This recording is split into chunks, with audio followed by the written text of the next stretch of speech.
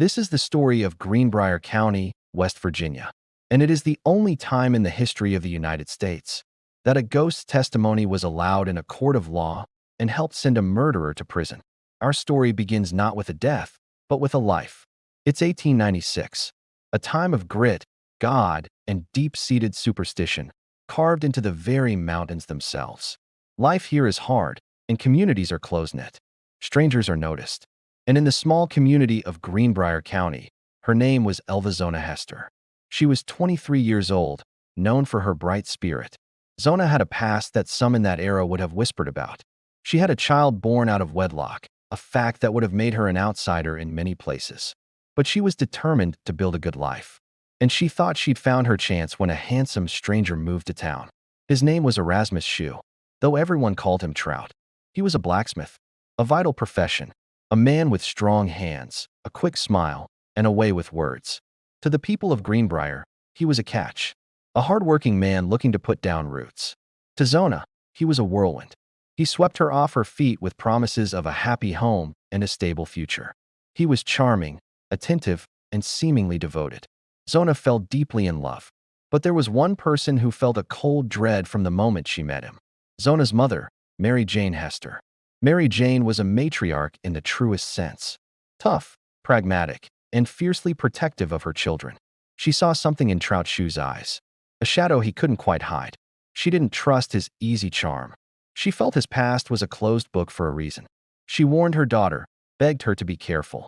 But Zona was in love, and in a flurry of passion and promises, against her mother's strenuous objections, Elva Zona Hester married Trout Shue on October 20th, 1896. They began a new life together in a small house he had rented.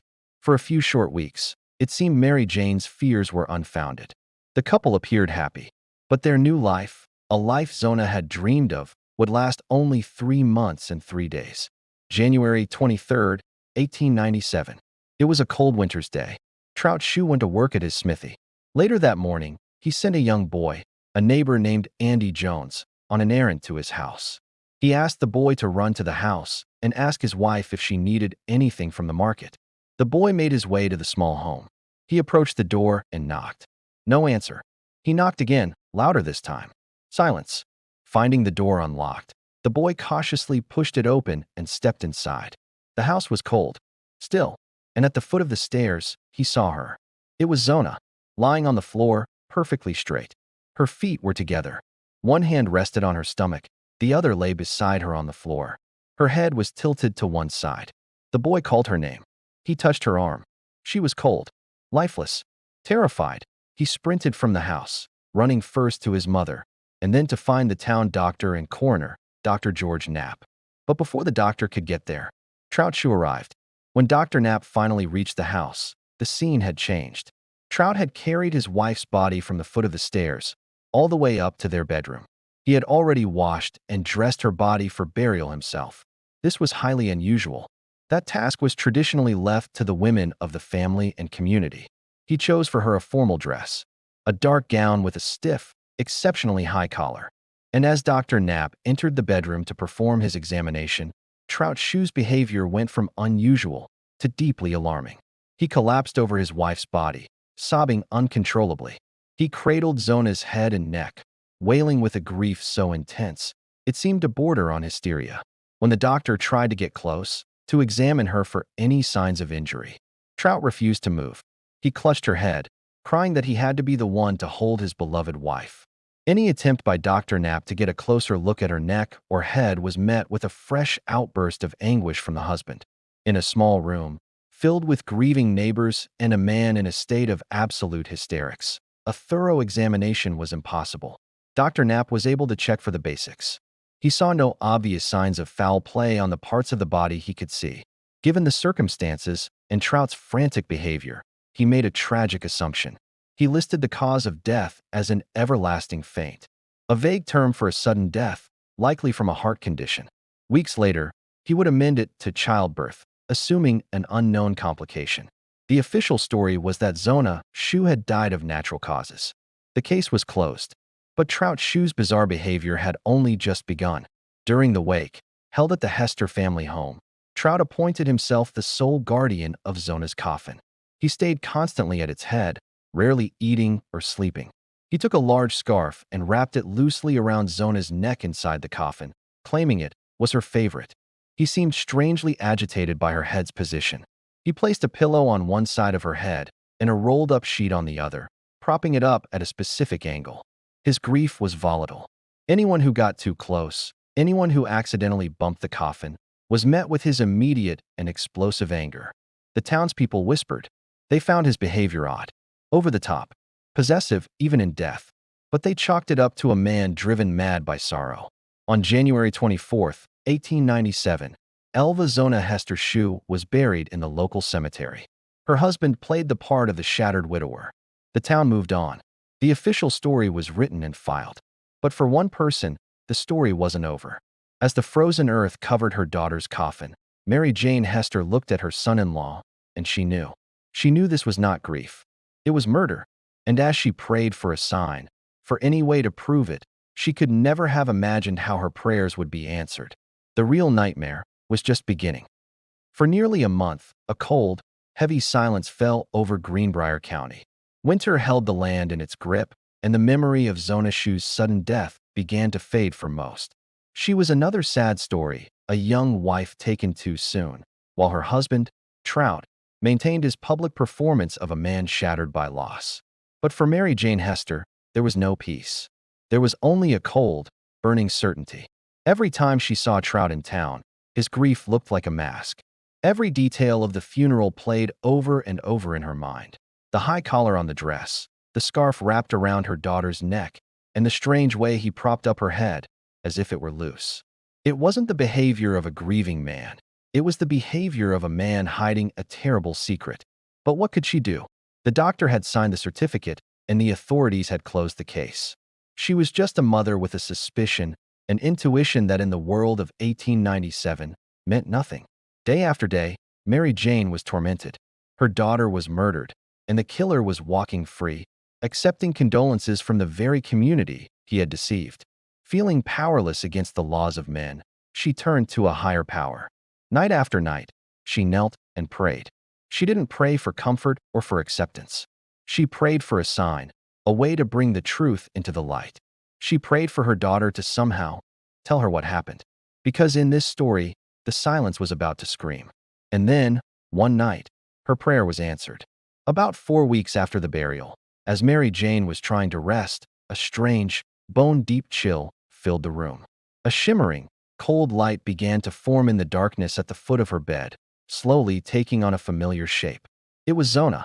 Mary Jane would later testify that her daughter's spirit appeared before her, not as a transparent phantom, but as whole and as real as she was in life.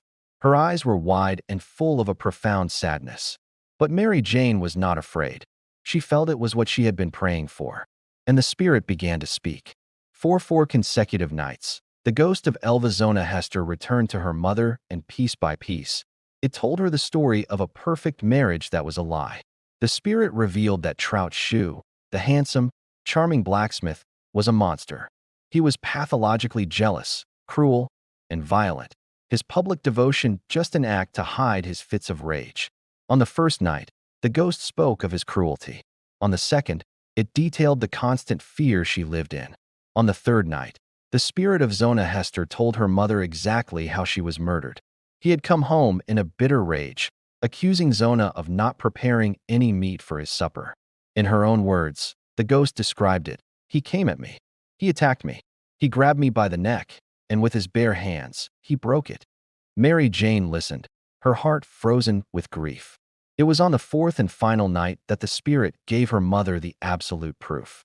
As the story of her murder concluded, the apparition of Zona looked at her mother. And then, slowly, sickeningly, it turned its head completely around on its neck, until it was facing backwards, a horrifying display to prove its story was true.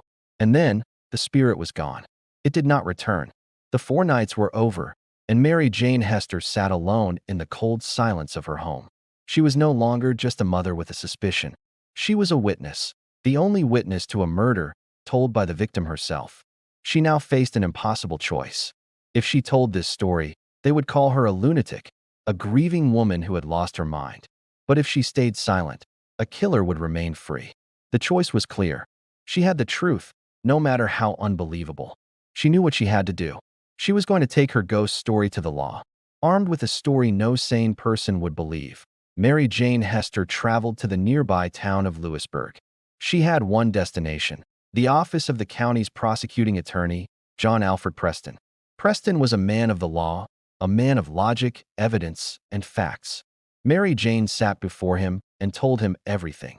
The 4 nights, the shimmering light, and the cold presence of her daughter's spirit, right down to the horrifying final proof of the spirit turning its head completely around. In any other circumstance, John Preston would have gently dismissed the case as a tragic fantasy, the product of a mother's overwhelming grief. A ghost story was not evidence, but something about Mary Jane Hester gave him pause. She was calm, resolute, and unshakably certain. Her bizarre story resonated with the other strange facts of the case. Trout Shue's odd behavior, the high-collared dress, his guarding of the coffin. Whether it was a spirit or a gut feeling, Preston felt it was enough to at least ask some quiet questions about Trout Shue's past. What he uncovered was deeply disturbing. Trout Shue was not the respectable blacksmith he pretended to be. He had a criminal record for horse theft and had been married before, a union that was reportedly violent and ended under a cloud of suspicion. The man had a history of violence and deceit. This new information, combined with Mary Jane's unwavering testimony, was enough. John Preston made a bold and controversial decision. He would act on the word of a ghost. He petitioned the court and was granted an order to exhume the body of Elva Zona Shue. On a freezing day in February 1897, a small group gathered at the cemetery. Trout Shue was required to attend and stood by loudly protesting the desecration of his wife's grave as the coffin was hoisted from the frozen ground. Because the truth refused to be buried, the coffin was moved to a nearby schoolhouse for the autopsy. The lid was pried open, and the horrifying truth was immediately revealed. Even after a month in the grave, the evidence was undeniable. Around Zona's throat were the dark, bruised fingerprints of the man who had choked her. The autopsy confirmed the rest of the ghost's story with chilling accuracy. Her windpipe was crushed, and at the base of her skull, her neck had been snapped clean in two. The ghost of Elva Zona Hester had told the absolute truth. Trout Shue was immediately arrested and charged with the murder of his wife. The news of the arrest, and the unbelievable reason for it, spread like wildfire, turning the Greenbrier ghost case into a sensation. When the trial began in June of 1897, the courtroom was packed. John Preston built his case on the solid, scientific evidence of the autopsy. But he knew the defense's entire strategy was to prove the investigation was based on the ravings of an unreliable, superstitious woman. Trout Shue's defense lawyer did exactly that, calling Mary Jane to the stand with the intention of making her sound so ridiculous that the jury would dismiss everything. He leaned in, his voice dripping with sarcasm, and began to question her mockingly about the ghost. He made her recount every detail, expecting her story to crumble under the pressure and ridicule of a public courtroom. But his strategy backfired spectacularly. Mary Jane Hester did not break down or become flustered. She remained perfectly calm. Her sincerity was palpable. Looking directly at the jury, she recounted the 4 nights of visitations and repeated the chilling accusation her daughter's spirit had made. Her testimony was so powerful, so filled with a mother's certainty, that it left the courtroom stunned into silence. The defense lawyer had hoped to make her look like a fool. Instead, by forcing her to tell the entire story under oath, he had made her the most compelling witness of the trial. He had allowed the ghost of Zona Shue to speak directly to the jury. The trial of Trout Shue was effectively over in that moment. The prosecution rested its case, having presented the cold, hard science of the autopsy, and through the defense's own blunder, the unforgettable testimony of a mother channeling her daughter's spirit. Prosecutor John Preston's closing argument was simple. He told the jury it didn't matter if they believed in ghosts or intuition. What mattered was that Mary Jane's certainty led them to the truth, and the truth was written in the bruises on Zona's neck. The jury left to deliberate for just 1 hour and 10 minutes. When they returned, their foreman read the verdict: guilty. Trout Shue was found guilty of the murder of his wife, Elva Zona Hester. Because the evidence was circumstantial, he was spared the death penalty and sentenced to life in prison. As he was led from the courtroom, the story of the Greenbrier ghost was cemented into legend. Trout Shue's life in prison was short and unremarkable. He showed little remorse, and just 3 years into his sentence, on March 13, 1900, he died during an epidemic that swept through the prison. He was buried in an unmarked grave. The only murder trial in American history where a ghost's testimony helped convict a killer was over. But the real mystery remains. Was it truly a spirit reaching across the veil for justice? Was it a mother's powerful intuition speaking to her in a way she could understand? Or was it the clever, desperate plan of a woman who would risk anything to see her daughter's killer brought to justice? This channel brings you the darkest true crime stories involving real people. If that's the content you love, please subscribe to the channel and like the video.